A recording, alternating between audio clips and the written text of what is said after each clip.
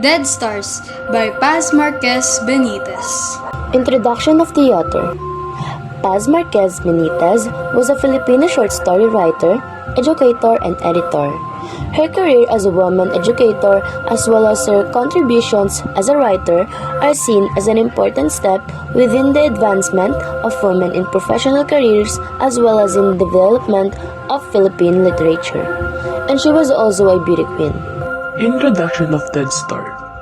Dead Stars is a short story about a 30-year-old bachelor, Alfredo Salazar, who is about to marry his fiancée, Esperanza.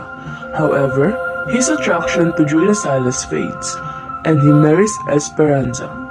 After 8 years, he visits Julia and realizes his love for her is dead, comparing it to Dead Stars.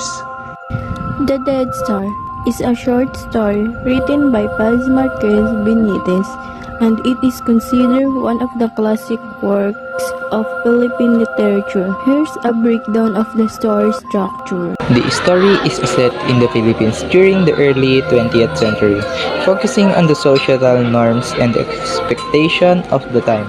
The main characters are introduced with Alfredo Salazar being the protagonist and the central figure in the narrative. The cultural context of courtship, marriage, and social expectation is established. The rising action follow Alfredo's engagement to Esperanza, a woman he was known since childhood. The conflict rises when Alfredo realized that he's in love with Julia Salas, a woman from Manila, when he met at a party. Alfredo grapples with his feelings of confusion and guilt as he is torn between his engagement to Esperanza and his newfound love for Julia. The climax of the story occurs when Alfredo and Julia share a moment of intimacy, and Alfredo is confronted with the reality of his conflicting emotions. Alfredo realizes the consequences of his action and the impact they will have on his engagement to Esperanza and his relationship with Julia. The polling action. The polling action exploring the alterment of Alfredo's realization and the choice he must make. Alfredo makes a decision about his relationship with both Esperanza and Julia. The Dead Stars is celebrated for its exploration of the complexities of love, societal expectations, and the consequences of choices. The denouement leaves readers with poignant reflection on the transient nature of human emotions and the inevitability of change. Theme of Dead Star.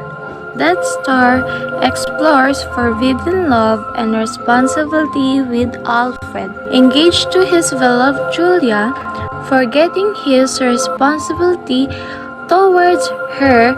Despite 8 years, Alfred still thinks of Julia despite Julia's change. The Dead Star by Paz Marquez Benitez explores themes such as the exclusive nature of love, the consequences of choice, societal norms, the passage of time, self-discovery, and complexity of human emotion. The story highlights the social ties, expectation of courtship and marriage in early 21st century Philippines, the pleasure individual face to confront, the transience of emotion and transitionship, and the importance of introspective in understanding one's true desire and values. It also highlights the emotional turbulence experienced by individuals when confronted with conflicting